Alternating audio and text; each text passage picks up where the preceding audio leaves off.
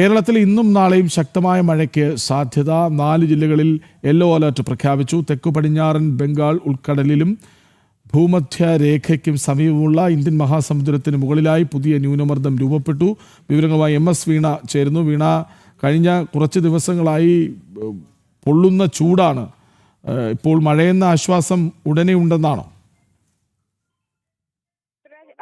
പൊള്ളുന്ന ചൂടിന് ഇപ്പോൾ ആശ്വാസമായി മഴ എത്തിയിരിക്കുകയാണ്. തിരുവനന്തപുരം നഗരത്തിന്റെ ഹൃദയഭാഗങ്ങളിൽ നഗര മേഖലകളിലൊക്കെ മഴ പെയ്തു തുടങ്ങിയിരിക്കുകയാണ്. അല്പസമയങ്ങൾക്ക് മുമ്പാണ് മഴ ആരംഭിച്ചിരിക്കുന്നത്. ഈ ഒരു മഴയ്ക്കുള്ള കാരണം ഈ തെക്ക് പടിഞ്ഞാറൻ ബംഗാൾ ഉൾക്കടലിനും ഭൂമധ്യരേഖയ്ക്കും സമീപമുള്ള ഇന്ത്യൻ മഹാസമുദ്രത്തിന് മുകളിലായി ഒരു ചക്രവാക ചുഴി രൂപപ്പെട്ടിരുന്നു. അതിപ്പോൾ ന്യൂനമർദ്ദമായി രൂപപ്പെട്ടിരിക്കുകയാണ്.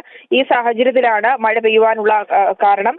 ഇത് 24 മണിക്കൂറിൽ വടക്ക് പടിഞ്ഞാറൻ ദിശയിലേക്ക് നീങ്ങി കൂടുതൽ ശക്തി പ്രാപിക്കുവാനുള്ള സാധ്യതയുണ്ടെന്നാണ് കാലാവസ്ഥാ നിരീക്ഷണ വകുപ്പ് അറിയിക്കുന്നത്. ഈ സാഹചര്യത്തിൽ ഈ മാസം 25 വരെ കേരളത്തിലെ വിവിധ ജില്ലകളിൽ ശക്തമായ മഴയ്ക്ക് സാധ്യതയുണ്ടെന്നുള്ള ഒരു മുന്നറിയിപ്പ് കൂടിയാണ് നൽകുന്നത്. തിരുവനന്തപുരം, കൊല്ലം, പത്തനംതിട്ട, കോട്ടയം, ഇടുക്കി ജില്ലകളിൽ ഇന്ന് യെല്ലോ അലർട്ടാണ് പ്രഖ്യാപിച്ചിരിക്കുന്നത്. അതുപോലെ തന്നെ പത്തനംതിട്ട, കോട്ടയം, ഇടുക്കി ജില്ലകളിൽ ഫെബ്രുവരി 22, അതായത് നാളെയും യെല്ലോ അലർട്ട് മുന്നറിയിപ്പാണ് നൽകിയിരിക്കുന്നത്. ഇപ്പോൾ തിരുവനന്തപുരം നഗരത്തിൽ ഉൾപ്പെടെ മഴ ലഭിക്കുന്ന ഒരു സാഹചര്യമാണ് ഉള്ളത്. കൃഷ്ണരാജ്, ശരി, മഴ എത്തി എന്നാണ് മനസ്സിലാക്കുന്നത്. 2 ദിവസങ്ങളിൽ നന്നായി പെയ്യും എന്നറിയുന്നു. ഏതായാലും ചൂടിന് ആദ്യ ദിവസങ്ങളിൽ കനത്ത മഴ പെയ്യുന്നത് ചൂടിന് ആശ്വാസമാവില്ല, ചൂട് കൂടാനേ സാധ്യതയുള്ളൂ. ഏതായാലും മഴ വന്നു എന്ന സന്തോഷം. വിവരങ്ങൾ നൽകുകയായിരുന്നു MS വീണ. ഇടവേള.